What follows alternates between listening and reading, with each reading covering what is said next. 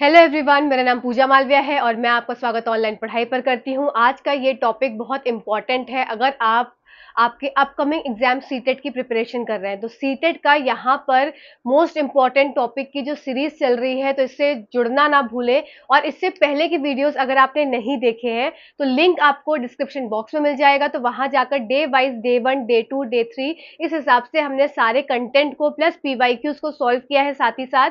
तो ये सेशन जरूर देखिए, इंपॉर्टेंट सेशंस हैं। आपके एग्जाम में किस तरह से क्वेश्चंस पूछे जाते हैं ये सब भी हम उसमें डिस्कस करते हैं। इसी तरीके से आज यहाँ का इंपॉर्टेंट टॉपिक है आपका, इसमें मैं आज आपको कराने वाली हूँ प्रेशर, डेंसिटी और बायोएंसी या इससे जो रिलेटेड क्वेश्चंस होते हैं। प्रेशर से किस टाइप के क्वेश्चंस आते हैं, डेंसिटी से रिलेटेड बहुत सारे क्वेश्चंस आते हैं आपके, मतलब हर सेट में एक ही क्वेश्चन देखने को मिलेगा पर आपके रिपीट होते हैं इस तरह के क्वेश्चन। या बायो एंड फोर्स, उत्प्लावन बल से आपके क्वेश्चन आते हैं। तो ये सारी चीजें हम आज के इस सेशन में कंप्लीट करेंगे। प्लस लास्ट में इसके मैंने पीवाईक्यूज डाले हैं, तो जितना भी अब आपका कंफ्यूजन था अभी तक जो होगा डेंसिटी वाले क्वेश्चंस में कि आप डेंसिटी के क्वेश्चंस कैसे सॉल्व करें कि आपके एग्जाम में गलत ना हो। प्रेशर के क्वेश्चंस तो इजीली सॉल्व हो जाते हैं, पर कहाँ प्रॉब्लम आती है डेंसिटी वाले क्वेश्चन में कि डेंसिटी कैसे ये समझ सकें कि जो ऑप्शंस हैं वो थोड़े से टेढ़े वेढ़े ऑप्शंस होते हैं कि ऑप्शन नंबर ए दे दिया कि आपका अगर ए जो है बीकर में इसमें तैर रहा है कोई ऑब्जेक्ट, पर बी में तैरेगा या सी में तैर सकता है, तो इस तरीके से कुछ ऑप्शंस बहुत टेढ़े मेढ़े दिए होते हैं। तो ये सारी चीजों को मैं यहाँ पर आज आपके डाउट्स को क्लियर करूंगी, तो ये सेशन को लास्ट तक देखिएगा। और ये सेशन कैसा लग रहा है इसको भी जरूर कमेंट सेक्शन में कमेंट करके बताइएगा।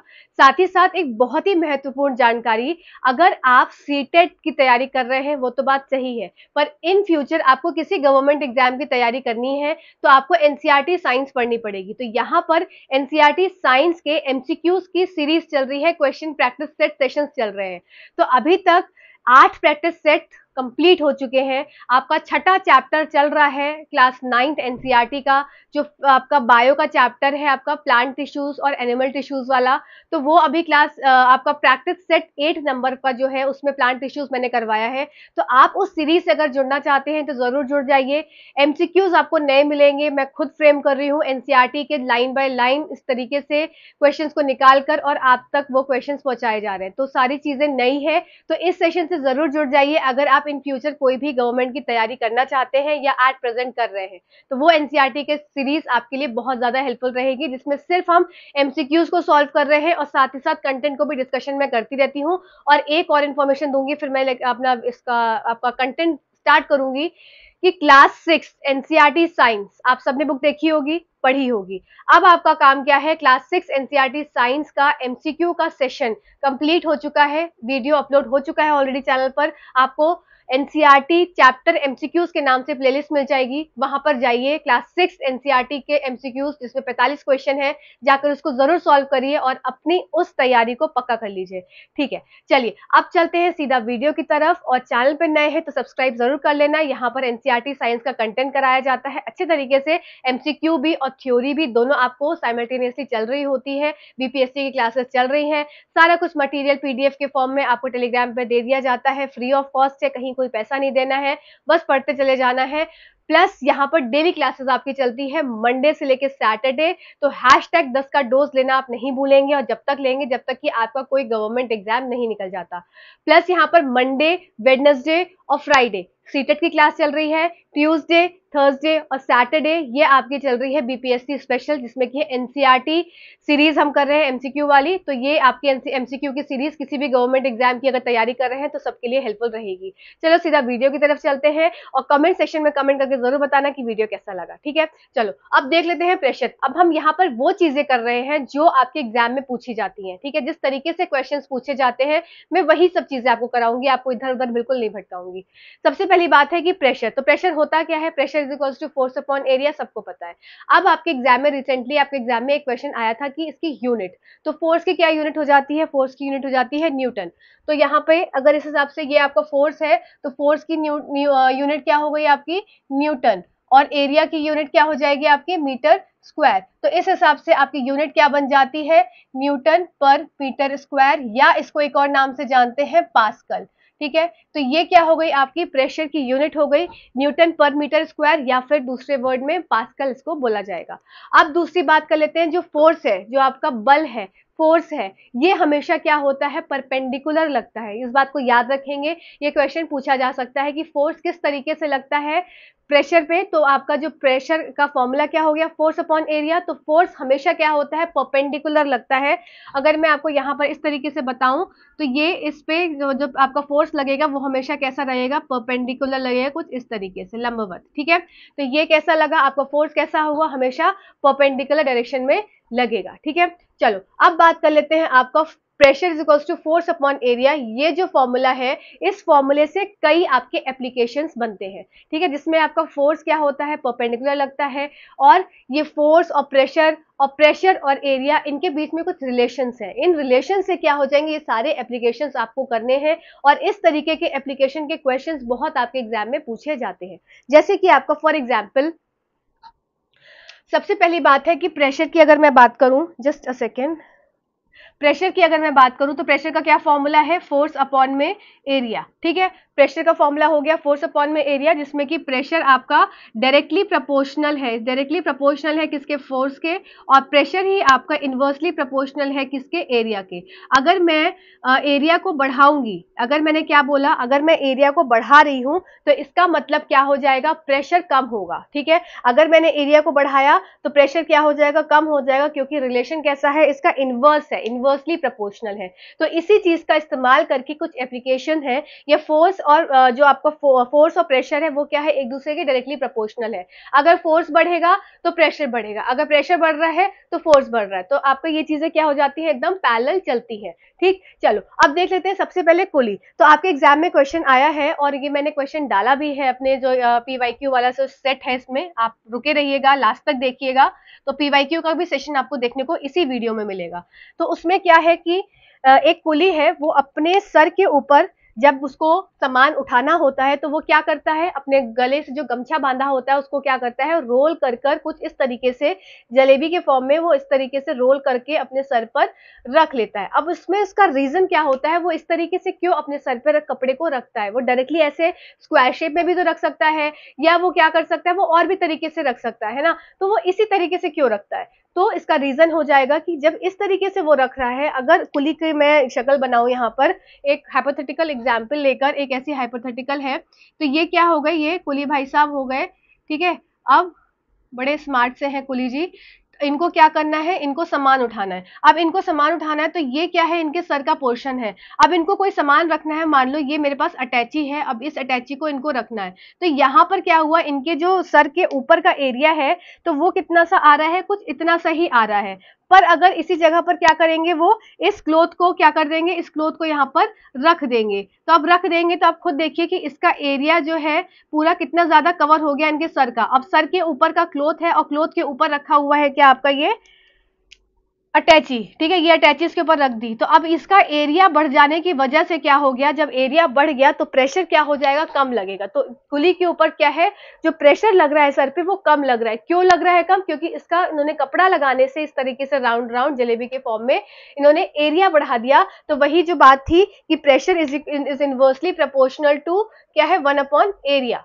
ठीक है, तो प्रेशर जितना एरिया जितना क्या होगा, बढ़ेगा, प्रेशर उतना ही क्या हो जाएगा, कम हो जाएगा। ठीक है, इसी जगह पर अगर डायरेक्टली रख रहे होते तो उनको बहुत यहाँ पर भार लगता, बहुत ज्यादा प्रेशर लगता। ठीक है, इजी था, समझ में आया होगा। इसी तरह से बैग के स्ट्रैप्स अगर आप सिंपल में अगर भाषा में बताऊं, सब्जी लेने भाजी लेने अगर मार्केट में जाओ और थैला लेकर जाओ और उसका जो थैले का जो हैंडल होता है वो कपड़े का अगर पतला सा होता है तो वही जो आलू 1 किलो लिया है बहुत हैवी लगता है। इसी जगह पर उसी अगर कपड़े के ऊपर जो जिसका थैले का जो हैंडल है, ये जो थैला हो गया हमारा, और इस थैले के ऊपर का जो हैंडल है अगर ये क्या है, पतला सा है, तो 1 किलो आलू इसके अंदर क्या लगता है, बहुत हैवी लगता है। पर इसी जगह पर यहाँ पर अगर क्या कर ले, रुमाल बांध लेते हैं मोटा सा, तो क्या लगता है, ये 1 किलो का आलू अब क्या लगने लगता है, हल्का लगने लगता है।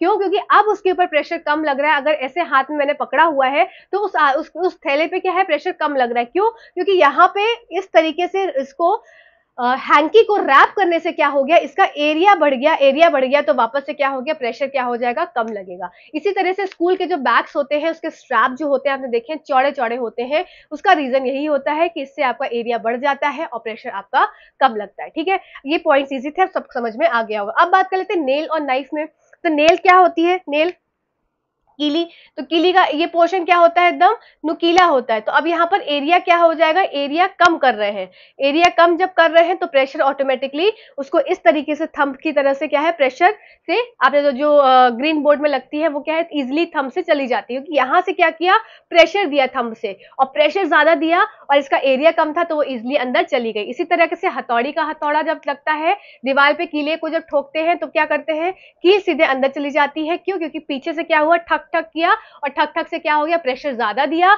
और क्या था, एरिया कम था, इसलिए वो अंदर इजिली चली गई। ठीक है, यही चीज नाइफ में हो जाती है। नाइफ में क्या है, कट जाता है आसानी से, क्यों, क्योंकि उसका एरिया कम होता है और एरिया से प्रेशर लगाया तो वो अंदर चला गया। तो इस तरीके के क्वेश्चंस आपसे इसमें देखने को मिलते हैं, और इसके क्वेश्चंस हम करेंगे जब अभी हम इसका सारा कुछ आपको मैं यहाँ पर सॉल्व करवाऊंगी। अब बात कर लेते हैं कुछ और, आपका प्रेशर और प्रेशर पे लगने वाला जो एरिया, सॉरी जो प्रेशर, एरिया, फोर्स, इन सब से रिलेटेड एक तरीके का क्वेश्चन आपका एग्जाम में और पूछा जाता है। जैसे कि ये जो लिखा है कि प्रेशर हमेशा डिपेंड करता है किसके ऊपर, एरिया के ऊपर। जैसे कि मैंने अभी यहाँ पर आपको समझाया कि pressure is equal to force upon area होता है, तो प्रेशर जो होगा हमेशा क्या होगा, एरिया पर निर्भर करेगा। अब इससे रिलेटेड एक क्वेश्चन एग्जाम में आता है, किस तरह का क्वेश्चन होता है, जैसे कि ये मेरे पास हो गई टेबल, ठीक है, ये हो गया टेबल। अब टेबल के ऊपर क्या है, एक मेरे पास ब्लॉक रखा हुआ है, और ये ब्लॉक का ये ब्लॉक, ये दोनों ब्लॉक एक है, ठीक है, ये दोनों ब्लॉक सेम ब्लॉक है, ये भी सेम है और ये भी सेम है, सिर्फ रखने का तरीका अलग है। पहले ब्लॉक को क्या करा, परपेंडिकुलर रखा, एकदम सीधा सीधा खड़ा हुआ रखा, दूसरे ब्लॉक को क्या करा, लेटा दिया। ठीक है, तो अब क्या इसमें बताना है कि किस पे प्रेशर ज्यादा लगेगा। अब खुद देखो, देखकर इमेज में बताओ कि किस में ज्यादा लगेगा प्रेशर, जिसमें आपका एरिया कम होगा। तो यहाँ पर फर्स्ट वाले केस में देखो, इसमें एरिया कितना सा, कितना घेर रहा है एरिया, कुछ इतना सा, और इसमें कितना एरिया घेर रहा है, इतना सारा। तो जहां पर एरिया क्या हो गया, कम हो गया, और जहां पर एरिया क्या हो गया, ज्यादा हो गया। तो जहां एरिया ज्यादा होगा यहाँ पे कैसा हो जाएगा, प्रेशर कम हो जाएगा। ठीक है, एरिया ज्यादा है, प्रेशर कम है, यहाँ पर प्रेशर क्या हो जाएगा, ज्यादा हो जाएगा। क्यों, क्योंकि एरिया कम है। अब यहाँ पर साथ ही साथ आपसे एग्जाम में एक और क्वेश्चन पूछा जाता है कि फोर्स पे क्या प्रभाव पड़ता है। तो फोर्स का फॉर्मूला क्या हो जाता है, force is equals to mass into acceleration. तो फोर्स किस पे निर्भर करता है, इसका मतलब फोर्स डायरेक्टली प्रोपोर्शनल हो जाता है किसके ऊपर, मास के ऊपर। अब यहाँ पर क्या है, दोनों के मासेस क्या है, इक्वल है, क्योंकि ब्लॉक दोनों क्या थे, सेम थे। इसका मतलब m1 बराबर क्या है, m2 है। तो इसका मतलब कि जो m1 और m2 बराबर है, तो इसका मतलब दोनों पर क्या होगा, बल जो लगेगा, फोर्स जो लगेगा, वो क्या लगेगा, एक सा लगेगा। ठीक है, ये बात क्लियर हो गई होगी, क्योंकि दोनों के जो ब्लॉक्स थे उनके मास एक थे, और फोर्स किस पे डिपेंड होता है, मास पे। तो जब मास एक सा है तो फोर्स भी दोनों पर कैसा लग रहा होगा, एक सा लग रहा होगा। ऑल सेट, सबको समझ में आ रही है चीजें।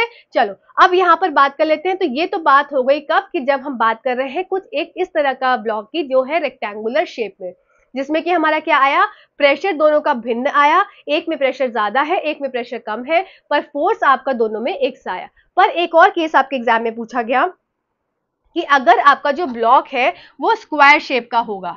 ठीक है, अब हम कर लेते हैं बात, ब्लॉक ऐसा ब्लॉक है जिसका जो कैसा है, स्क्वायर शेप का। स्क्वायर शेप का है मतलब कि सारी साइड्स इसकी बराबर होंगी, तो दोनों में सारी साइड्स हो गई बराबर। अब इसको क्या कर दिया, वापस से एक टेबल पर रख दिया। तो जैसे ही इसको टेबल पर रखा, ये हो गई हमारी टेबल। ठीक है, ये हो गई हमारी टेबल। अब इस पे टेबल पे रखा, तो यहाँ पे भी क्या हो जाएगा, दोनों केसेस में क्या हो जाएगा, आपका एरिया क्या है, दोनों का सेम, इधर भी एरिया सेम, इधर भी एरिया सेम। तो इसका मतलब अब यहाँ पर प्रेशर जो था is equals to force upon में एरिया। तो एरिया दोनों में सेम है, तो इसका मतलब यहाँ पे दोनों में कैसा हो जाएगा, प्रेशर इक्वल होगा। ठीक है, और साथ ही साथ फोर्स किस पे डिपेंड था, फोर्स डिपेंड था मास पे, इनवर्सली प्रोपोर्शनल था मास के। तो यहाँ पर जो मास होगा या फोर्स होगा, हम फोर्स लिखेंगे, फोर्स भी क्या हो जाएगा, इक्वल दोनों केस में। ठीक है, तो दोनों के मासेस भी m1 बराबर है किसके, m2 के, तो मासेस भी इक्वल है, तो फोर्स भी इक्वल लगेगा। तो स्क्वायर वाला जब केस हो जाएगा आपका, तो फोर्स और प्रेशर दोनों क्या हो जाएंगे, आपके इक्वल, स्क्वायर वाले केस में। ठीक है, तो ये आपका एक क्वेश्चन कंप्लीट हो गया, इस तरह से आता है। अब बात कर लेते हैं प्रेशर का कॉन्सेप्ट लगा के कुछ यूटेंसिल्स में प्रेशर के क्वेश्चंस आते हैं। किस तरीके से, जैसे कि ये पूछा जाएगा कि आपका अगर एक ग्लास है, अब उसमें जगह जगह से छेद कर दिया गया। ठीक है, एक ग्लास है, राउंड शेप का ग्लास बॉटल है, जैसे बिस्लेरी की राउंड शेप वाली एक बॉटल आपने देखी होगी, 5 लीटर की आती है।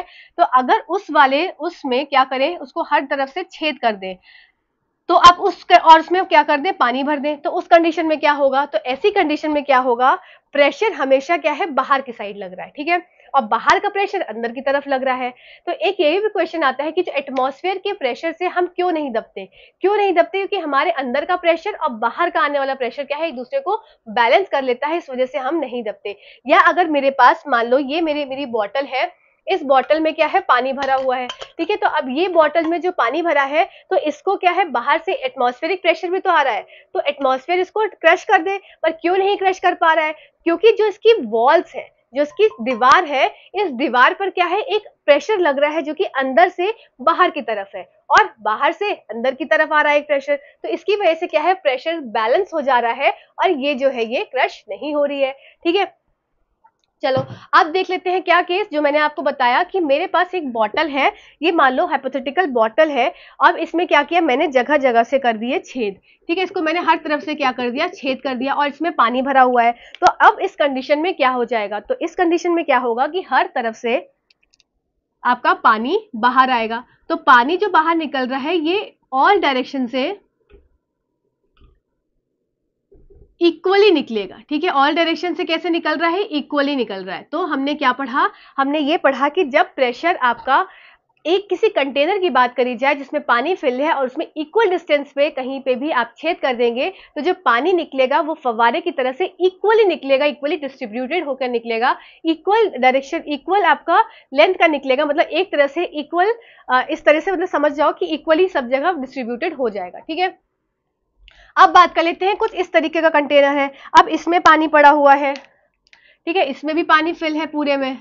तो अब इसमें केसेस होगा, ये ए हो गया, ये बी हो गया और ये सी हो गया। अब इस कंडीशन में क्या होगा, जब क्या किया, एक हमारे पास बीकर था या एक बॉटल थी, अब उस बॉटल में क्या किया, जगह जगह लेवल्स पे हाइट के हिसाब से क्या कर दिए, छेद कर दिए। तब उस कंडीशन में क्या हो जाएगा, तो जो जितना डेप्थ पर होगा, सुनेंगे बात को, जो जितना नीचे होगा, जितना डेप्थ पे होगा, उसमें उतना प्रेशर ज्यादा रहेगा और वो उतनी दूर तक पानी को फेंकेगा। तो यहाँ देख सकते हैं कि ये आपका ए वाला जो क्या है सबसे ज्यादा नीचे है, तो इसमें पानी भी क्या जा रहा है, सबसे दूर जा रहा है। बी वाला उससे ऊपर, तो इससे ऊपर पानी आ रहा है। फिर इस तरीके से, तो जो जितना नीचे रहेगा पानी भी उसमें उतना दूर जाएगा। तो ये हो गई आपकी डेप्थ की कंडीशन, जिसमें पानी आपका दूर गया जब बहुत ज्यादा गहराई थी। अब इसको ऐसे समझेंगे प्रेशर और डेप्थ के इसको, कि अगर मैं क्या करूं, अपने ऊपर एक किताब रखूं, फिर और किताब रखूं, फिर और किताब रखूं, फिर और किताब रखूं, इस तरीके से अपनी पाइल लगा दूं, पूरी एक ऐसा पूरा पाइल बना दूं, तब इससे क्या होगा,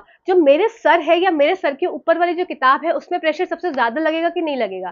तो इसका मतलब जो चीज सबसे नीचे होती है उसमें प्रेशर सबसे ज्यादा होता है। इसी तरीके से लिक्विड की बात हुई कि लिक्विड में जो सबसे नीचे वाली सतह जो उसकी लेयर है, तो उसमें सबसे ज्यादा प्रेशर लग रहा है एज कंपेयर टू उससे ऊपर वाली। तो ये बात आई होप समझ में आई होगी, जिसमें जितना ज्यादा प्रेशर होगा, अब एक कमरे में सबको ठूस दिया, अच्छे से भर दिया, तो उसमें प्रेशर है, जरा सा स्पेस खुलेगा तो क्या होगा, जल्दी से सब भागेंगे, सब रिलीज आउट होंगे। तो वही चीज है जिसमें जितना ज्यादा प्रेशर है, जैसे ही छेद पाया वो उतनी दूर भागेगा, उतनी तेजी से वो आगे बढ़ेगा और पानी दूर तक गिरेगा, ठीक है। ये पॉइंट क्लियर हो गया होगा। अब इसी हिसाब से आपका कुछ इस तरीके का क्वेश्चन आया था कि प्रेशर ए बी सी है, तो इसमें किस में सबसे ज्यादा प्रेशर होगा। अब आपका काम क्या है, आप मुझे लिखेंगे कि प्रेशर एट डेप्थ का थर्ड वाले क्वेश्चन का आंसर क्या होगा, ठीक है। मैं इससे समझ में जाएगा मुझे कि आप लोग वीडियोस पूरा देखते भी हो कि नहीं, ठीक है। तो इसमें आप क्या लिखोगे, क्वेश्चन क्या लिखोगे कि प्रेशर एट डेप्थ का क्वेश्चन नंबर 3, या इसका आप समझ लो 3 का आंसर है एबीसी का, जो भी आपका आंसर आएगा, ठीक है।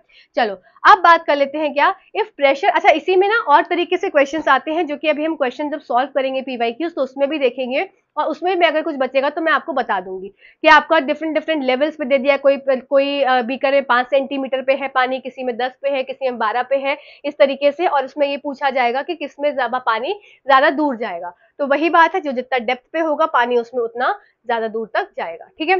चलो अब देख लेते हैं, if pressure over liquid increases, अगर प्रेशर किसी भी लिक्विड का इंक्रीज करते हैं तो उसका बॉइलिंग पॉइंट क्या हो जाता है, इंक्रीज हो जाता है। इसका रीजन पूछा गया था, क्यों ऐसा होता है, क्योंकि उसके बीच के मॉलिक्यूल्स में क्या होता है, गैप अब कम हो जाता है। अब जब गैप कम हो जाता है तो उसके मॉलिक्यूल्स को तोड़ने के लिए क्या है, बहुत ज्यादा हीट की जरूरत पड़ती है, ठीक है। तो और उसको फिर तोड़ने के लिए उसको नीचे से गर्म करना पड़ता है, काइनेटिक एनर्जी बढ़ती है, तो ये सारा इसका रीजन हो जाएगा। तो जब प्रेशर लिक्विड पे बढ़ता है, किसी भी लिक्विड पे अगर ज्यादा प्रेशर हो जाता है तो उसका बॉइलिंग पॉइंट भी क्या हो जाता है, बढ़ जाता है, क्योंकि अब उसके मॉलिक्यूल्स को तोड़ने में बहुत ज्यादा हीट की या अलग से एनर्जी की जरूरत पड़ेगी, ठीक। चलो, अब क्वेश्चन में क्या है कि water boils at more than 100 degree centigrade. अगर कोई भी पानी है, आपको पानी कितने पे बॉयल होता है, 100 डिग्री सेल्सियस पे बॉयल होता है, और फ्रीज कितने पे होता है, 0 डिग्री पे होता है।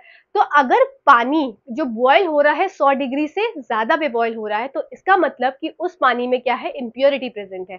तो इसका मतलब अब उसका फ्रीजिंग पॉइंट भी क्या हो जाएगा, उसका फ्रीजिंग पॉइंट भी उस केस में ज्यादा हो जाएगा। तो ये कुछ ऐसे एक्सप्लेनेटरी क्वेश्चंस थे जो कि आपके एग्जाम में पूछे गए थे, असर्शन रीजनिंग में मैंने यहाँ पर ऐड किए हैं, बाकी हम पीवाईक्यूज में देखेंगे। अब हमारा कॉन्सेप्ट क्या इसमें बचा है, डेंसिटी का बचा है 5 या 10 मिनट, 5 या 7 मिनट का थ्योरी का आपका बचा है सेक्शन, फिर हम पीवाईक्यू करेंगे, ठीक है। तो आपका डेंसिटी का कॉन्सेप्ट बचा है, प्लस आपका बायोएनसी का बचा है। डेंसिटी आपका क्या होता है, घनत्व, मास अपॉन में वॉल्यूम, ठीक है। ये हो गया आपका घनत्व, ठीक है। घनत्व क्या होता है, मास अपॉन में वॉल्यूम, ठीक है। अगर आपके पास क्या है, आपसे डेंसिटी पूछी है, ठीक है, कि कौन सा लिक्विड, देखो अगर कोई भी चीज, कोई भी ऑब्जेक्ट किसी लिक्विड में क्या है, वो तैर रहा है या डूब रहा है, वो किस पे निर्भर करेगा, वो उसके घनत्व पे निर्भर करेगा। मान लो अगर मेरे पास एक ये बीकर है, अब ये 2 बीकर है, ठीक है, और मेरे पास क्या है, एक ये ऑब्जेक्ट है। मान लो इसका इसका इसमें जो भी तरल पदार्थ प्रेजेंट है उसका क्या हो जाएगा, उसका मान लो 2 ग्राम पर सेंटीमीटर क्यूब। तो चलिए, अब ये ऑब्जेक्ट है आपका, तो ये ऑब्जेक्ट अगर आपका 1 ग्राम पर सेंटीमीटर क्यूब का है, ठीक है, कोई भी ऑब्जेक्ट है जिसकी डेंसिटी कितनी दी हुई है, 1 ग्राम पर सेंटीमीटर क्यूब। अब पहले वाले केस में ये डूबेगा कि ये तैरेगा, या दूसरे केस में ये डूबेगा कि तैरेगा, तो इस दोनों में क्या है, कुछ कोई तरह का लिक्विड भरा हुआ है, जिसमें पहले वाले में क्या है 2 ग्राम पर सेंटीमीटर क्यूब हो गया इसका डेंसिटी, और दूसरे वाले में 0.5 ग्राम पर सेंटीमीटर क्यूब हो गई इसकी डेंसिटी। अब देखो, अगर 1 ग्राम है तो 1 क्या हो जाता है आपका, छोटा है, और 2 की वैल्यू क्या है, बड़ी है। तो अगर इसकी वैल्यू छोटी है, मतलब आपका जो ऑब्जेक्ट है उसकी वैल्यू कम है, किससे, आपके जो लिक्विड है उसकी डेंसिटी से। तब जब कम होगी ऊपर वाले की, मतलब जो भी ऑब्जेक्ट आ रहा है उसकी डेंसिटी, उसका घनत्व कम होगा, तो वो क्या करेगा, वो हमेशा तैरेगा। इसके ऊपर इसने तैरना चालू किया। अब इसकी डेंसिटी क्या है, 1 ग्राम पर सेंटीमीटर क्यूब है, और इधर क्या है, मतलब 1, और आपकी किस में डिफरेंस ले रहे हैं, मतलब 1 और 0.5 में ले रहे हैं। तो आप खुद देखो किसकी डेंसिटी ज्यादा है, 1 की ज्यादा है, तो जिसकी ज्यादा है वो क्या हो जाएगी, नीचे आ जाएगी, तो ये क्या हो गया, ये डूब जाएगा। तो ये चीज आपको सिर्फ समझनी है, आपका इससे सारे क्वेश्चंस आपके फ्रेम हो जाएंगे और आपके सॉल्व हो जाएंगे। क्या कि अगर आपकी डेंसिटी ज्यादा है, क्वेश्चन को समझेंगे, अगर आपकी डेंसिटी ज्यादा है, जिस लिक्विड में उसको डाला जा रहा है, तो वो क्या होगा, वो बैठ जाएगा नीचे, सिंक हो जाएगा, डूब जाएगा। अगर जो ऑब्जेक्ट है उसकी डेंसिटी कम है, ठीक है, ऑब्जेक्ट है आप, उसकी डेंसिटी कम है, और किस में डाल रहे हैं, जिस लिक्विड में डाल रहे हैं उसकी डेंसिटी से कम है, तो वो क्या करेगा, उस केस में तैरेगा। अब इस तरह से आपके एग्जाम में क्वेश्चन पूछा जाता है, जैसे आपको ए, बी और सी और डी दे दिया, ठीक है, और इन सब की डेंसिटी दे दी, मान लो एक की 100 दे दी, एक की 50 दे दी, एक की 150 दे दी, एक की 200 दे दी। अब बोला जाएगा कि कोई भी ऑब्जेक्ट है, मान लो इसकी डेंसिटी कितनी है, इसकी डेंसिटी है मान लो 75, ठीक है। अब ये बोलेंगे इसकी 75 डेंसिटी है ग्राम पर सेंटीमीटर क्यूब। अब ये ऑब्जेक्ट आपका ए में तैरेगा या बी और सी दोनों में तैरेगा, इस तरीके से आपसे क्वेश्चन पूछा जाता है। तो देखो 75 है, इसका मतलब इसकी डेंसिटी ज्यादा है, तो ये ए वाले में तो क्या हो जाएगा, इसमें ए वाले केस में क्या हो जाएगा, खुद सोचो, जब इसकी डेंसिटी कम है ए से, तो यहां तो क्या हो जाएगा, तैरेगा, ठीक है। अब 75 और 50 में देखो, तो इसकी डेंसिटी ज्यादा है, तो इस वाले केस में ये क्या हो जाएगा, ये डूब जाएगा, ठीक है। अब 75 क्या है, कम है, 150 ज्यादा है, तो इस वाले केस में क्या हो जाएगा, इसमें भी तैरेगा, और 200 ज्यादा है, 75 कम है, तो इसमें भी क्या करेगा, तैरेगा। तो अगर मैं देखूं तो सिर्फ डूबेगा किसमें, आपका सिर्फ ऑप्शन नंबर बी में क्या होगा, ये डूब जाएगा। तो ऑप्शन नंबर बी में क्या हो जाएगा, ये डूब जाएगा, ये कोई भी ऑब्जेक्ट। तो इस तरीके से क्वेश्चन आपके पूछे जाते हैं, पर ऑप्शंस को इतना टेढ़ा मेढ़ा करके देते हैं कि ये इजी सा क्वेश्चन गलत हो जाता है। तो ये हम समझेंगे जब हम क्वेश्चन को और करेंगे, ठीक है। तो ये तो हो गया आपका डेंसिटी का कंसेप्ट। हमेशा ये देखना है कि इसकी डेंसिटी किससे ज्यादा है। पानी की अगर डेंसिटी आपको नहीं दी है तो आप पानी की डेंसिटी को समझ लेंगे 1 ग्राम पर सेंटीमीटर क्यूब, ठीक है। अब बात कर लेते हैं, एक लास्ट टर्म बच गया आपका बायोएंसी, जिसको बोलते हैं उत्प्लावन बल। तो इसमें किस तरह से क्वेश्चन पूछे जाते हैं। तो आपको इसमें एक चीज याद रखनी है कि कोई भी चीज तैर रही है, मतलब जो आपकी बायोएंसी है या उत्प्लावन बल है, बायोएंट फोर्स है, तो ये बायोएंट फोर्स हमेशा जो डिपेंड करेगी वो किस पे डिपेंड करेगी, वॉल्यूम पर। ठीक है, मैंने क्या बोला, आपका जो बायोएंसी है ये किस पे डिपेंड करेगी, ये डिपेंड करेगी आपकी वॉल्यूम पर। ठीक है, पहली चीज ये इस पे डिपेंड कर रही है। दूसरी चीजें किस पे डिपेंड करेगी, डेंसिटी पर, डेंसिटी ऑफ लिक्विड। ठीक है, और तीसरी चीज पे डिपेंड करेगी ये टेम्परेचर के ऊपर। तो आपको मेन क्या याद रखना है कि अगर मेरे पास, आपको इसमें क्वेश्चंस कैसे आते हैं, मेरे पास एक ये वुडन ब्लॉक है, मान लो ये वुडन ब्लॉक है एल्यूमिनियम का, और ये वुडन ब्लॉक है किसका, ये वुडन ब्लॉक है आपका लेड का। ठीक है, पीबी लेड का। तो अब ये दोनों के केस में क्या है, मास दोनों का बराबर है, मास 1 और मास 2 क्या है, दोनों का बराबर है इस केस में। तो अब ये पूछा गया है कि इसमें आपको ये बताना है कि किसमें बायोएंट फोर्स ज्यादा लगेगा। तो देखो, बायोएंट फोर्स क्या होता है, डिपेंड करता है वॉल्यूम पर। दोनों का मास बराबर है और दोनों की शेप भी एक सी है, वॉल्यूम भी एक सा है, तो क्या होगा, इसमें बायोएंट फोर्स भी क्या होगा, ज्यादा लगेगा, मतलब सॉरी, बायोएंट फोर्स भी क्या हो जाएगा, बराबर हो जाएगा। अगर आप किसी लिक्विड में इसको डाल रहे हैं, अगर इसको किसी लिक्विड में डाला जा रहा है और तैराया जा रहा है, ठीक है, ये लिक्विड में डाला और इसको इसमें डाला, तो अब ये देखा जाएगा कि ये तैरेगा कि डूबेगा, कि आधा सिंक होगा कि पूरा सिंक हो जाएगा। तो इस केस में क्या हो जाएगा, इसमें दोनों में बायोएंट फोर्स क्या है, इक्वल लग रहा है। क्यों, क्योंकि दोनों का वॉल्यूम एक जैसा है, दोनों का मास एक जैसा है, तो इसका मतलब दोनों का एरिया एक है, एरिया एक है मतलब वॉल्यूम एक है। तो इस तरीके से क्या होगा, दोनों तैरेंगे तो दोनों में जो बायोएंट फोर्स हो जाएगा वो इक्वल होगा। तो इस तरीके से बायोएंसी वाले क्वेश्चन आपके पूछे जाते हैं, और इजी से क्वेश्चन है। जब आप क्वेश्चन को सॉल्व करेंगे मेरे साथ, तब आप ज्यादा चीजों को उसमें से आपको क्लियरिटी आएगी। तो आई होप यहाँ तक आपको चीजें समझ में आई होंगी, जिसमें फोर्स अपॉन एरिया से हमने कॉन्सेप्ट समझा कि pressure is equal to force upon area में एरिया के इनवर्सली प्रोपोर्शनल होता है, जितना ज्यादा एरिया बढ़ाएंगे प्रेशर उतना कम लगेगा। फिर हमने देखा ये वाला आपका लिक्विड वाला डेप्थ वाला केस कि जितना नीचे रहेगा उतना ज्यादा पानी दूर जाएगा, ये हो गया प्रेशर का कॉन्सेप्ट। फिर हमने देखा कि प्रेशर अगर लिक्विड में बढ़ जाएगा तो बॉइलिंग पॉइंट भी बढ़ जाएगा। इसी तरीके से इम्प्योरिटी का केस देखा कि अगर बॉइलिंग पॉइंट 100 से ज्यादा है तो इम्प्योरिटी है पानी में, ये कंफर्म करती है। फिर हमने क्या देखा, डेंसिटी देखी, घनत्व देखा कि घनत्व आपको ये चेक करना है कि जिसका घनत्व ज्यादा होगा वो डूब जाएगा तरल में, और जिसका घनत्व कम होगा उस तरल पदार्थ से वो क्या करेगा, तैरेगा। फिर हमने उत्प्लावन को देखा कि उत्प्लावन बल क्या हो जाएगा, वो आपका तैरने की एक स्थिति होती है, कितना पानी उसने क्या किया, डिस्प्लेस किया, और जितना पानी डिस्प्लेस करेगा उतना ही वो तैरेगा। तो वही चीज होती है उत्प्लावन बल। आपने देखा होगा कोई चीज क्या है, जो आपकी शिप जो है वो डूबती नहीं है, क्योंकि उसमें नीचे से जो बायोएंट फोर्स क्या होता है आपका, यहां पर मैं अगर आपको एक्सप्लेन करूं, जस्ट अ सेकेंड,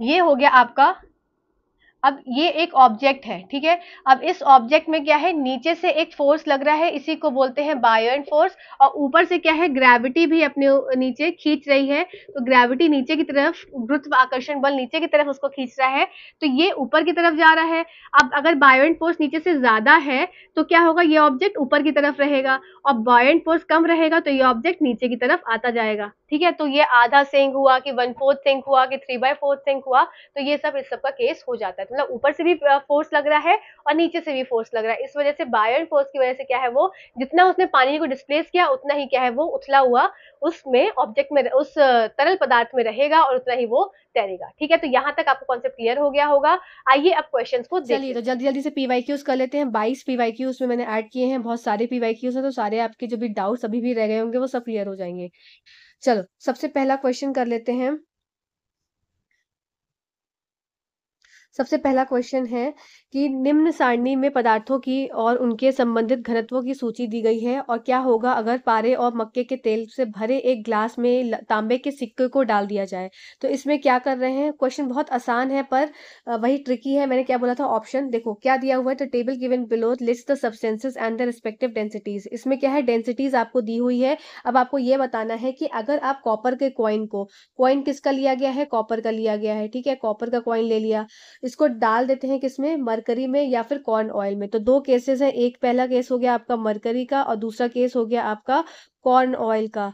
ठीक है, तो दोनों की क्या करना है, दोनों की देख लेते हैं डेंसिटी कितनी कितनी दी हुई है। तो पहले केस में डेंसिटी मरकरी की दी है आपकी 13,000 समझ लो, मतलब 13K समझ लो। ठीक है, और कॉर्न ऑयल की डेंसिटी लगभग 1,000 समझ लो, 1,000 समझ लिया। ठीक है, अप्रोक्सीमेटली हमने ले लिया। और कॉपर की डेंसिटी कितनी है आपकी, कॉपर की डेंसिटी लगभग आपकी कॉपर कॉइन की डेंसिटी है 9K।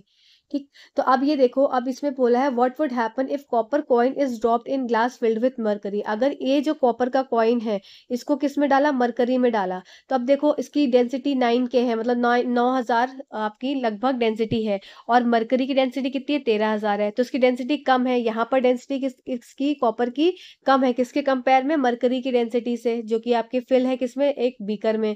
तो इसमें क्या होगा, जिसकी कम होगी डेंसिटी वो क्या हो जाएगा, वो फिर तैरेगा। मतलब फर्स्ट केस में क्या होगा, ये तैरेगा। ठीक है, और दूसरे केस में क्या हो जाएगा, कॉपर कॉर्न ऑयल की डेंसिटी कितनी है, 1,000 है। और वैसे कितनी है कॉपर की, कॉपर की डेंसिटी आपकी कितनी है, 9,000। और इसमें क्या है, कॉपर और कॉर्न ऑयल की डेंसिटी 1,000 आई। तो इसमें क्या है डेंसिटी इसकी, कॉपर कॉइन की ज्यादा है। तो ज्यादा होने की वजह से क्या हो जाएगा, यहाँ इस केस में ये हो जाएगा, डूब जाएगा। तो ऐसा केस देखना है जिसमें कि आपका एक में क्या है, तैरेगा, मतलब फर्स्ट वाले में फ्लोट करेगा और सेकंड वाले में क्या हो जाएगा, सिंक करेगा। तो ऐसा देख लेते हैं, पहले में float over mercury but sink in corn oil. तो ये आपका ऑप्शन नंबर 3 करेक्ट उत्तर हो जाएगा। ठीक है, तो ये क्वेश्चन अच्छा क्वेश्चन था, देखिए किस तरीके से आपके डेंसिटी वाले क्वेश्चन को पूछा गया है। ठीक, चलो नेक्स्ट क्वेश्चन पे चलते हैं। नेक्स्ट क्वेश्चन है हमारा question number 2। 3 identical size block of lead aluminium and zinc are submerged in water. तो देखो क्या चीज लिखी है ना, वर्ड उसको पकड़ो। लेड एल्यूमिनियम और जिंक के 3 समान आकार के दिए गए लट्ठों को जल में डुबोया गया। गिवन दैट, अब सबकी डेंसिटी दी गई है, पर एक और वर्ड लिख दिया यहाँ पर, समान आकार। तो यहाँ पर डेंसिटी से इसका कोई मतलब नहीं है, ठीक है ना, क्योंकि समान आकार दे दिए मतलब कि इनका वॉल्यूम क्या हो जाएगा, सबका सेम हो जाएगा। अब देख लेते हैं क्या होगा। तो हमने ये पढ़ा था कि जब वॉल्यूम सेम की बात आ जाएगी तो इसका मतलब बायोएंट फोर्स भी क्या होगा, सब में इक्वल लगेगा। तो ऐसे ही ऑप्शन देखना है, जिसमें बायोएंट फोर्स इक्वल हो, तो आपको ऑप्शन नंबर 4 करेक्ट उत्तर हो जाएगा। तो आपको कैसे देखना था, इसमें बायोएंट फोर्स डायरेक्टली प्रोपोर्शनल होता है किसके, वॉल्यूम के। तो वॉल्यूम आपका यहाँ पर आपका आइडेंटिकल साइज के क्या है, ब्लॉक्स है, इसीलिए इसमें डेंसिटी का कोई भी वैल्यू का कोई मतलब, ये सब ऐसे ही सिर्फ दिमाग खराब करने के लिए दिया गया है। आपका आंसर डायरेक्टली क्वेश्चन नंबर 4 हो जाएगा। ठीक है, चलो नेक्स्ट क्वेश्चन पे चलते हैं। नेक्स्ट क्वेश्चन है densities of 4 different liquids A B C and D are given below. ये क्वेश्चन बहुत अच्छा है, ठीक है, रिसेंट पेपर में आया था आपके। तो डेंसिटीज 4 लिक्विड का दिया हुआ है आपको। अब इसमें क्या करना है, आपको ये बताना है, based on the information identify the correct statement from the following. An object that float in liquid C may और may not float in liquid A. देखो ये आ गए कंफ्यूजिंग आपके क्या है ऑप्शंस। क्या बोल रहा है कि एक बिंब में जो द्रव्य सी में तैरता है वह द्रव्य ए और में तैर भी सकता है और नहीं भी। तो ये अप्रोक्सीमेटली वैल्यू ले लेते हैं, ए बी और C. An object that float in liquid C, मतलब एक ऑब्जेक्ट जो कि लिक्विड सी में तैर रहा है, इसका मतलब कि इसका लगभग, अगर मैं 900 ही ले लेती हूँ अगर, तो 900 अगर मेरे ऑब्जेक्ट की डेंसिटी है 900, तो मे और may not float in liquid ए। तो लिक्विड ए में तो ये नहीं फ्लोट करेगा, ठीक है ना, ये तो ऑप्शन गलत ही हो गया। लिक्विड ए में तो क्या डेंसिटी कम है इसकी, तो लिक्विड ए में तो बिल्कुल ही नहीं फ्लोट करेगा। ठीक, अब नेक्स्ट क्वेश्चन देख लेते हैं। An object that float in liquid A, अब एक ऑब्जेक्ट है, वापस से देखो, एक object that float in liquid A में और may not float in liquid B. अगर ए में फ्लोट कर रहा है मतलब इसकी लगभग डेंसिटी मान लो 700 है। तो मे और may not float in liquid B, तो 700 है, तो हाँ ये फ्लोट कर भी सकता है और नहीं भी कर सकता है। क्यों, क्योंकि ये 820 है, इसकी डेंसिटी ज्यादा है लिक्विड की, पर 700 की कम है। तो ये आपका ऑप्शन ठीक हो जाएगा। ठीक है, an object that float in liquid B. अब नेक्स्ट देख लेते हैं option, an object that float in liquid B. अब कोई ऑब्जेक्ट लिक्विड बी में फ्लोट कर रहा है, मतलब मान लो इसकी डेंसिटी 800 ले ली एक approximately. Surely float in liquid है, वो लिक्विड ए में जरूर फ्लोट करेगा, तो बिल्कुल नहीं फ्लोट करेगा क्योंकि डेंसिटी ही ज्यादा है। ठीक है, object that float in liquid C, एक ऑब्जेक्ट जो कि लिक्विड सी में फ्लोट कर रहा है, मान लो इसकी 900 ले ली, कंफ्यूजिंग रहता है ना जैसे नंबरिंग की, तो एक अप्रोक्सीमेट वैल्यू ले लो। श्योरली फ्लोट इन लिक्विड भी, तो ऐसा भी नहीं है क्योंकि इसकी डेंसिटी ज्यादा आ गई, तो उसके हिसाब से ऑप्शन नंबर 2 आपका करेक्ट उत्तर हो जाएगा। ठीक है, चलो नेक्स्ट क्वेश्चन की तरफ चलते हैं। अब ये क्वेश्चन भी आपका कई बार एग्जाम्स में रिपीट हुआ है। A feather of mass 15 gram is dropped from a height. It is found to fall with a constant velocity. What is the net force of acceleration on it? तो यहाँ पर क्या हो जाएगा, force is equals to mass into acceleration होता है, तो ऊपर से गिर रही है तो फोर्स बराबर हो जाएगा मास इनटू ग्रेविटी, जिसमें कि आपका ग्रेविटी को क्या ले लेंगे आप, जीरो ले लेंगे, ठीक है ना, क्योंकि आपको ये कांस्टेंट वेलोसिटी से, एक तो पहली बात है ये नीचे आ रहा है, ठीक है, तो इसका जो एक्सिलरेशन हो जाएगा वो क्या हो जाएगा, वो जीरो हो जाएगा, ठीक। तो आपका नेट फोर्स निकालना है, तो जब ए की वैल्यू जीरो हो गई तो फोर्स भी क्या हो जाएगा, 0 न्यूटन हो जाएगा, तो आपका आंसर क्या हो जाएगा, जीरो। अगर कुछ इस तरीके का क्वेश्चन हो जिसमें आपका कोई भी ऑब्जेक्ट फॉल कर गिर रहा हो एक कांस्टेंट वेलोसिटी से, तो उसका आंसर आप डायरेक्टली 0 न्यूटन लगा देंगे नेट फोर्स निकालने के लिए, ठीक है। चलो नेक्स्ट क्वेश्चन देख लेते हैं। The volume of 3 small ball is calculated to be 25 centimetre cube and its weight is equal to 30 gram in air. देखो अब इसको कैसे, इसको मैं सॉल्व कर देती हूँ। यहाँ पर इसमें क्या है, ये आपको देके रखा है वॉल्यूम, तो वॉल्यूम कितना दिया है, 25 सेंटीमीटर क्यूब, और वेट दिया है मतलब आपका मास कितना दे के रखा है, 30 ग्राम दे के। विल दिस बॉल फ्लोट और सिंक, तो आपका क्या हो जाता है, डेंसिटी। तो अब यहाँ पर हम डेंसिटी घनत्व का फॉर्मूला लगाएंगे, density is equals to mass upon में वॉल्यूम। मास कितना दिया है, 30 ग्राम, और वॉल्यूम कितना है, 25 सेंटीमीटर क्यूब, ठीक है। तो 5 5 25, 5 6 30, तो ये इसका आ जाएगा आपका 1.5 2 10 टू 1.2 ग्राम पर सेंटीमीटर क्यूब। तो इसकी डेंसिटी कितनी आ गई आपकी एक स्मॉल बॉल की, तो डेंसिटी आपकी आ गई, डेंसिटी ऑफ स्मॉल बॉल इतनी आ गई। विल दिस बॉल फ्लोट और सिंक इन वाटर, और तो वाटर की डेंसिटी कितनी हो जाती है, मैंने बोला था याद करना है, वाटर की डेंसिटी हो जाएगी आपकी 1 ग्राम पर सेंटीमीटर क्यूब। अब ये 1 ग्राम से ज्यादा है, 1 से 1.2 ज्यादा है, तो इसका मतलब ये क्या करेगा, ये डूब जाएगा। तो आपका आंसर क्वेश्चन नंबर 5 का क्या हो जाएगा आपका, ये सिंक करेगा, डूब जाएगा, ठीक है। तो ये क्वेश्चन आपको क्लियर हो गया होगा, आसान था। चलो नेक्स्ट क्वेश्चन की तरफ चलते हैं। अब है a small aluminium rod 5 centimetre 10 centimetre sink when immersed in water taken in a container, which of the following actions can be helpful in making this rod float. अब एक कोई क्या है, आपको क्या देख, सिर्फ एक वॉल्यूम दे के रखा है इन्होंने, ठीक है ना, कि एक ये वॉल्यूम है, मतलब मेन वॉल्यूम की बात दी हुई है,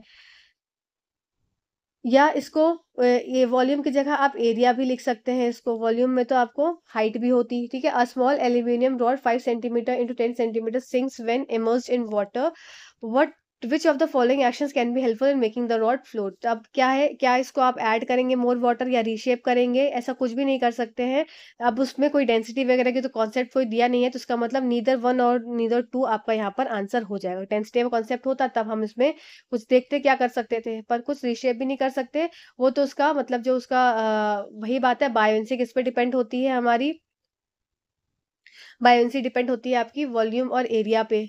अब इस क्वेश्चन के हिसाब से ये समझ में आ रहा है कि ये जब ये डूब रहा है, जब इसके अंदर डूब जा रहा है, तो इसका मतलब इस जो ये ऑब्जेक्ट डूब रहा है, एल्यूमिनियम डूब रहा है, तो इसकी डेंसिटी किससे ज्यादा हो जाएगी आपकी, वाटर से। तो अब ये डूब रहा है, तो इसमें आप कोई भी ना शेप चेंज कर सकते हैं, ना इसमें पानी में कंटेनर में और ज्यादा पानी डाल सकते हैं, ये तो डूबेगा ही डूबेगा, तो ना नीदर 1 और 2 वाला केस यहाँ पर हो जाएगा, ठीक है। चलो इसमें क्या कर सकते थे आप, डेंसिटी को चेंज कर सकते थे, जिसमें आपकी तरल पदार्थ थी, अगर तरल पदार्थ की डेंसिटी में चेंज हो जाता तब ये आपका आंसर हो जाता कि हाँ भाई आप डेंसिटी बदल सकते हैं, कुछ ऑप्शन अगर इस तरीके से होता तब ये आंसर आपका होता, ठीक है। चलो नेक्स्ट क्वेश्चन की तरफ चलते हैं। If the pressure of a liquid increases it's boiling point, मैंने क्या बताया था, जब प्रेशर लिक्विड पे क्या हो जाता है, बढ़ जाता है, अगर लिक्विड में प्रेशर बढ़ा देते हैं तो उसका जो बॉइलिंग पॉइंट है, उसका जो क्वथनांक है, वो भी क्या हो जाता है, वो भी आपका बढ़ जाता है, इंक्रीजेस। तो आपका ऑप्शन नंबर 2 करेक्ट उत्तर हो जाएगा, ठीक है, वो इंक्रीज हो जाएगा, उसमें वृद्धि हो जाएगी। चलो नेक्स्ट क्वेश्चन की तरफ चलते हैं। A solid rectangular block of iron is kept over the top of a table with its different phases touching the table. अब सॉलिड रेक्टेंगुलर ब्लॉक है, जो सेम क्वेश्चन मैंने अभी आपको समझाया उसी का ये क्वेश्चन यहाँ पर डाला हुआ है, सेम PYQ ही है आपका। तो ये क्या था, ये आपका इस तरीके से रेक्टेंगुलर ब्लॉक रखा है, या आपका रेक्टेंगुलर ब्लॉक आपका, जस्ट अ सेकेंड, एक तो फर्स्ट केस में आपका कुछ खड़े हुए मुंह में रखा है, और दूसरे केस में आपका कुछ इस तरीके से रखा है। तो क्या पूछा है कि over top of table with is different phases, एक तो फेस ये इसका नीचे है और एक ये फेस ये वाला इसका नीचे है। Different different cases the solid block exert क्या करेगा, क्या इसमें, अब मैंने क्या बताया था, pressure force is equals to force upon में एरिया। तो फर्स्ट वाले केस में क्या हो जाएगा, प्रेशर ज्यादा लगेगा कि एरिया यहाँ पर कम है, ठीक है, एरिया क्या है, कम है, एरिया आपका कम है, तो यहाँ पे एरिया क्या है, ज़्यादा है, तो यहाँ पर प्रेशर क्या लगेगा, कम लगेगा।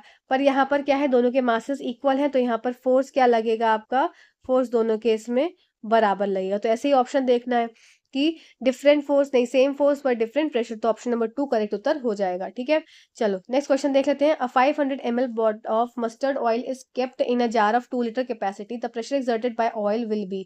अब यहाँ पे चाहे 500 दें, चाहे 1000 ml दें, चाहे कुछ भी दे दें, इससे कोई मतलब नहीं है, सिर्फ कंफ्यूज करने के लिए दिया है। यहाँ पर आपको देखना है जब भी प्रेशर एक्सर्टेड बाय ऑयल और किस पे बोला जाए, जार के ऊपर बोला जाए, तो मतलब जार में कुछ भी भरा हो और वो एक्सर्ट करेगा प्रेशर, तो वो हमेशा क्या करेगा, इक्वल डायरेक्शन में बाहर की तरफ पानी को निकालेगा, अगर छेद कर दिया जाएगा उसमें। तो यह तो आपका आंसर क्या हो जाएगा, इन ऑल डायरेक्शन इसका आंसर हो जाएगा। आपको कंफ्यूज करने के लिए दिया था, वही बात है कि एक क्या है, एक बॉल है जिसमें पानी भरा हुआ है, जिसपे छेद करेंगे जगह जगह, तो सब जगह से पानी क्या है, इक्वल निकलेगा। बस यही चीज यहाँ पर ऑयल का नाम दे दिया गया है। तो मतलब लिक्विड क्या है, एक जनरल टर्म में बोलूं तो लिक्विड क्या है, एक्सर्ट करता है वॉल्स पर equal pressure in equal direction. ठीक है, इस बात को आप याद रखेंगे। क्वेश्चन नंबर 10 देख लेते हैं। Three objects A, B, C having different densities of same size are put in liquid. Consider the following situation and arrange in ascending order of buoyant force acting on each. देखो अब क्या है, इसमें क्या है, 3 ऑब्जेक्ट्स देके रखे A, B, C having different densities of same size. इसमें साइज क्या है, सेम है, और डिफरेंट डेंसिटीज का है, एक लिक्विड में डाल दिया जा रहा है। ठीक है, अब क्या कर रहे हैं, consider the following situation and arrange in ascending order of buoyant force acting on each of the following. तो जहां ही असेंडिंग ऑर्डर लिख दिया गया, तो वहां ये वाला ऑप्शन तो वैसे ही कट जाएगा। ठीक है ना, कंफ्यूज करने के लिए दिया था। तो अब आपको देखना है कि ए क्या है, सबमर्ज हो जा रहा है, ए पूरा डूब जा रहा है, तो इसका मतलब ये देखा जाएगा कि ए की डेंसिटी क्या है, ए की डेंसिटी सबसे ज्यादा है, सबसे ज्यादा है, इसीलिए तो ये डूब गया पानी में, है ना, जो भी लिक्विड था उसमें डूब गया। अब बी क्या है, बी फ्लोट कर रहा है 1/4, तो जो बी था, तो मतलब ए की डेंसिटी सबसे ज्यादा, आपकी क्या समझ में, तो ए की डेंसिटी सबसे ज्यादा आई, तो इसका मतलब कि बायोंट फोर्स, अब देखो जब डेंसिटी सबसे, बायोंट फोर्स क्या था, अगर कोई भी ऑब्जेक्ट यहाँ पर तैर रहा है, तो इसके मतलब यहाँ पे नीचे से उसके ऊपर जो आपको उत्प्लावन बल है वो लग रहा है।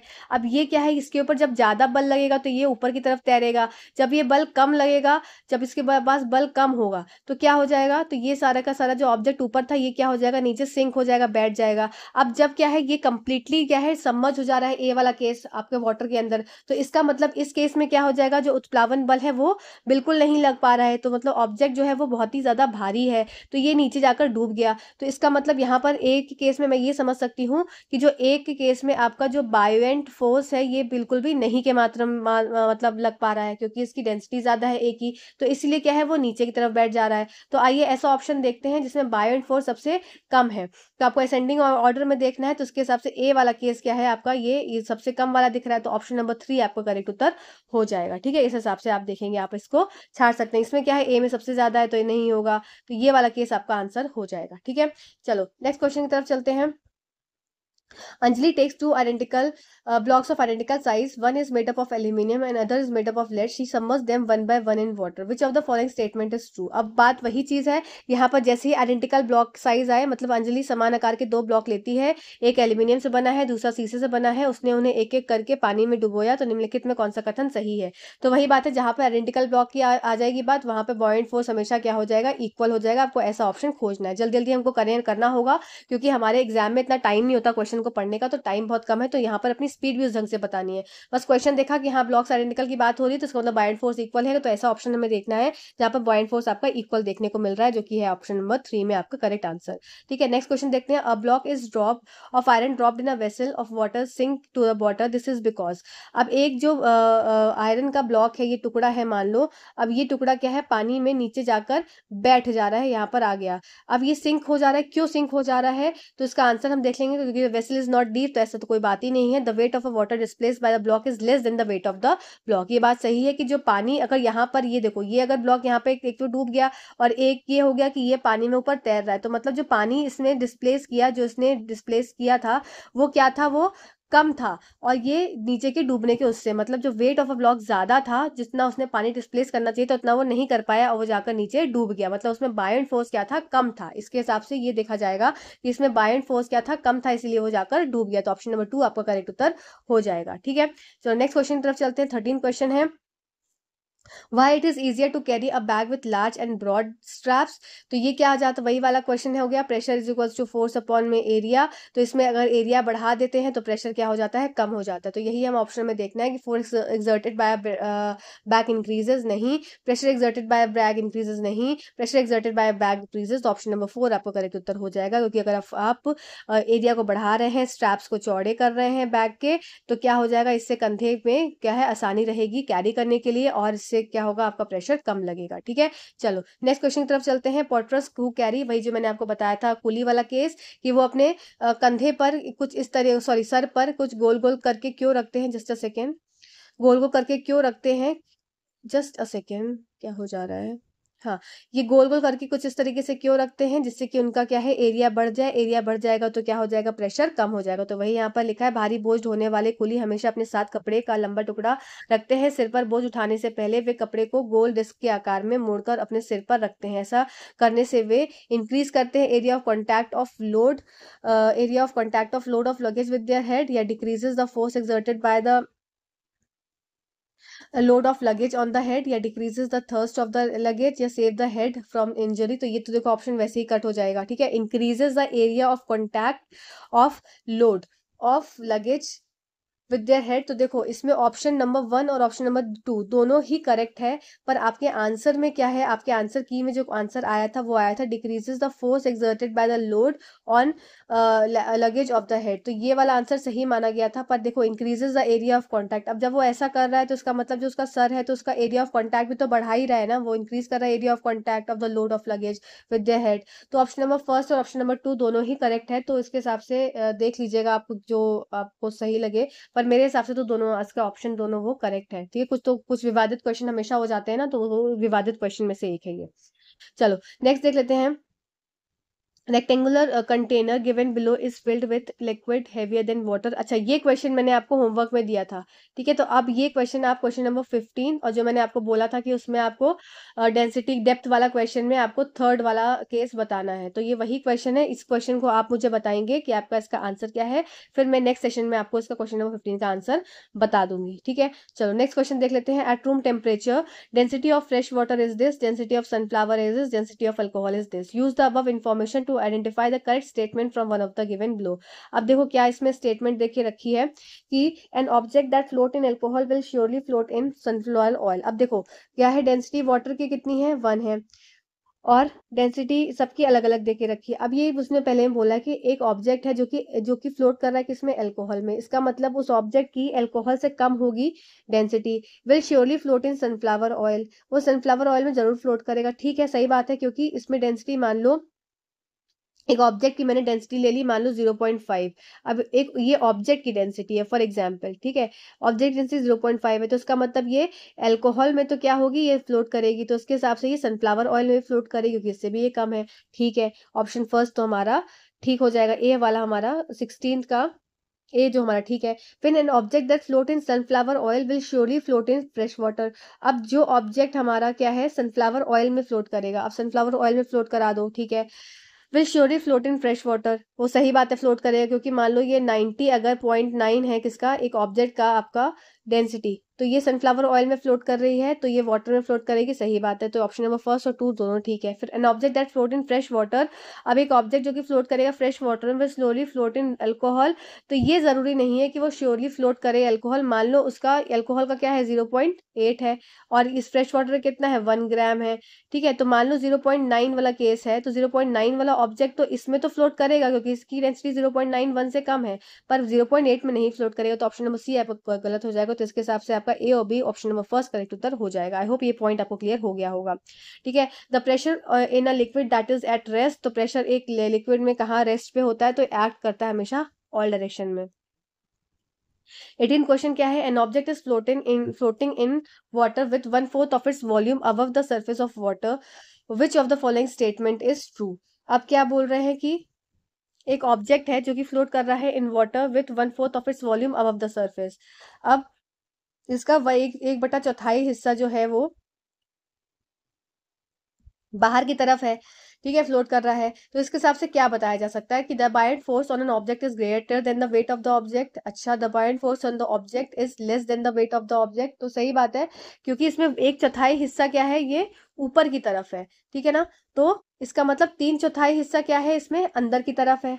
अब जब 3/4 हिस्सा अंदर की तरफ है, तो हम ये समझ सकते हैं कि बायोइंट फोर्स क्या होगा, इसमें कम लग रहा होगा, लेस है जिसका वेट ऑफ द ऑब्जेक्ट, इसलिए ज्यादा पोर्शन क्या है, डूब रहा है। इसमें क्या था फर्स्ट वाले केस में कि बायोइंट फोर्स क्या है, ग्रेटर है। अगर ऐसा होता तो 3/4 हिस्सा बाहर होता और 1/4 हिस्सा क्या हो जाता, अंदर हो जाता। ठीक है, तो ये केस आपका फर्स्ट तब बनता जब आपका बायोइंट फोर्स क्या होता, ज्यादा लग रहा होता, तो ज्यादा चीज क्या हो जाती, ऊपर हो जाती। अब ज्यादा हिस्सा क्या है, वो डूब रहा है। ठीक है, ज्यादा हिस्सा क्या है, डूब रहा है, तो इसका मतलब बायोइंट फोर्स जो की ऊपर लगना था वो उतना ज्यादा अच्छा नहीं लग पा रहा है, इस वजह से क्या है, वो थोड़ा सा नीचे की तरफ आपका पार्शली डूब रहा है। तो वेट क्या है, ऑब्जेक्ट का वेट ज्यादा है, बायोइंट फोर्स कम है, तो ऑप्शन नंबर 2 आपका करेक्ट उत्तर हो जाएगा। आई होप ये पॉइंट क्लियर हुआ है, नहीं हुआ है तो जरूर मुझे बता देना कमेंट करके, मैं इस क्वेश्चन को जरूर क्लियर कर दूंगी क्योंकि क्वेश्चन बहुत इंपॉर्टेंट है। ठीक है, नेक्स्ट क्वेश्चन देख लेते हैं, क्वेश्चन नंबर 19। अब liquid A B C are immiscible in water whose mass volume are given below. ठीक है, liquid A will float in water, liquid A C will float in water, ये आपको निकालना है। चलो आइए इसको देख लेते हैं। तो अब इसको किस तरीके से करना होगा, इस क्वेश्चन को देखो, मास अपॉन वॉल्यूम, तो सबकी डेंसिटी निकाल लेंगे। डेंसिटी 1 क्या हो जाएगी आपकी, डेंसिटी ए हो जाएगी आपकी, मास कितना है 5.4, 5.4 अपॉन में 5, तो इसकी हो जाएगी 5 1 जा 5 और 5 8 जा 40, कुछ इतनी हो जाएगी। फिर डेंसिटी आपकी बी की कितनी हो जाएगी 4.6 अपॉन में 5, ठीक है 50, तो ये आपका हो जाएगा, इसको कैंसिल किया, यहाँ 0 आ गया, तो ये कुछ पॉइंट में आएगी आपकी, ठीक है पॉइंट में समथिंग आएगी। अब डेंसिटी आपकी सी की कितनी हो जाएगी 130, मास अपॉन में वॉल्यूम है 100, तो ये हो जाएगा 1.3। ठीक है, तो इसके हिसाब से देखा जाएगा liquid A will float in water. अब सबकी देखो डेंसिटी क्या हो जाती है 1 ग्राम पर सेंटीमीटर क्यूब, ये किसकी डेंसिटी है, लिक्विड की है। ठीक है, तो liquid A will float in water, liquid ए क्या है, फ्लोट करेगा वाटर में। लिक्विड ए क्या फ्लोट करेगा वाटर में, क्योंकि इसकी डेंसिटी 1.08 आ रही है, 1 से ज्यादा आ रही है तो नहीं, ऑप्शन नंबर फर्स्ट तो आपका गलत हो गया।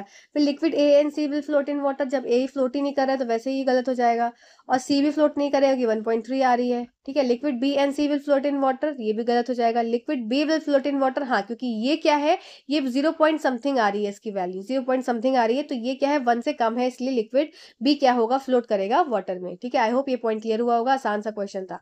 चलो नेक्स्ट क्वेश्चन पे देख लेते हैं, आज का सेकेंड लास्ट क्वेश्चन है कि 4 ग्लास सिलेंडर आपका हो गया ए बी सी और डी।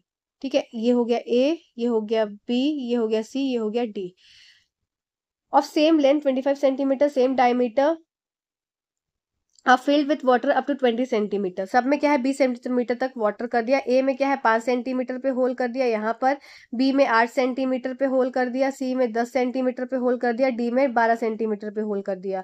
अब बोल रहे हैं in which cylinder will water come out of the hole farthest, तो वही बात है, जितना नीचे जो होल रहेगा उतना ज्यादा दूर जाएगा, तो मतलब ऑप्शन नंबर ए आपका मतलब फर्स्ट आपका करेक्ट उत्तर हो जाएगा। जितना नीचे थे छेद उतना दूर तक क्या है पानी ट्रैवल करेगा, उतना ज्यादा उसमें प्रेशर रहेगा। अब ये वाला क्वेश्चन भी आप मुझे होमवर्क में करके बताएंगे, क्योंकि इस तरीके का क्वेश्चन हमने करा है अभी, ठीक है ना, इस तरह का सेम क्वेश्चन हमने करा है, तो ये क्वेश्चन भी आपका होमवर्क का क्वेश्चन है, और ये अगर नहीं आएगा तो मैं आपको सॉल्व करवाऊंगी। ठीक है, लास्ट का last question, an object X sink in liquid P and Q but float in liquid R. अब एक ऑब्जेक्ट है जो कि सिंक कर रहा है किसमें, लिक्विड पी में और क्यू में, मतलब एक्स एक ऑब्जेक्ट है जो कि डूब जा रहा है किसमें, आपका पी और क्यू में, तो इसका मतलब इसकी एक्स की डेंसिटी क्या हो जाएगी, एक्स की डेंसिटी ज्यादा होगी पी एंड क्यू से। ठीक है, बट फ्लोट इन आर, पर आर में तैर रहा है, तो मतलब एक्स की डेंसिटी कम होगी किससे, आपकी आर से। ये केस आपको बस पता होना चाहिए। ठीक है, अब क्या कंक्लूजन इससे निकलेंगे, क्वेश्चन नंबर 22 है कि density of X is more than density of R. अब डेंसिटी ऑफ एक्स क्या है, ज्यादा है क्या डेंसिटी ऑफ आर से, नहीं, ये तो डायरेक्टली लिखा हुआ है कि डेंसिटी ऑफ एक्स क्या है, कम है डेंसिटी ऑफ आर से, तो वैसे ही गलत हो गया। फिर density of X is less than density of R, अब डेंसिटी ऑफ एक्स क्या है, लेस है डेंसिटी ऑफ आर से। हाँ, ये बात ठीक है, ये बात बिल्कुल सही है कि डेंसिटी ऑफ एक्स कम है, इसलिए क्या है, वो तैर रहा है आर में। ठीक है, density of P is equal density of R, ये तो गलत हो जाएगा। Density of P is less than density of R, density of P is less than density of R, नहीं, ऐसा कुछ नहीं बोल सकते हैं, एक्स से कंपेयर किया है। ठीक है, तो इसके हिसाब से ऑप्शन नंबर 2 क्या हो जाएगा, आपका करेक्ट उत्तर हो जाएगा। तो यहीं पर आपके 22 क्वेश्चंस कंप्लीट होते हैं। ये सेशन आपको कैसा लगा, ये इनिशिएटिव कैसा लगा, ये सब आप मुझे जरूर बताएंगे, और जो 2 होमवर्क वाले क्वेश्चन है वो आप करके मुझे जरूर सॉल्व करेंगे। तब तक मिलते हैं नेक्स्ट सेशन में, नेक्स्ट किसी एक इंपॉर्टेंट टॉपिक के साथ। इसी तरह से जुड़े रहिए, अपनी चीजों को तैयार करते रहिए, and thank you so much for watching this video. Thank you.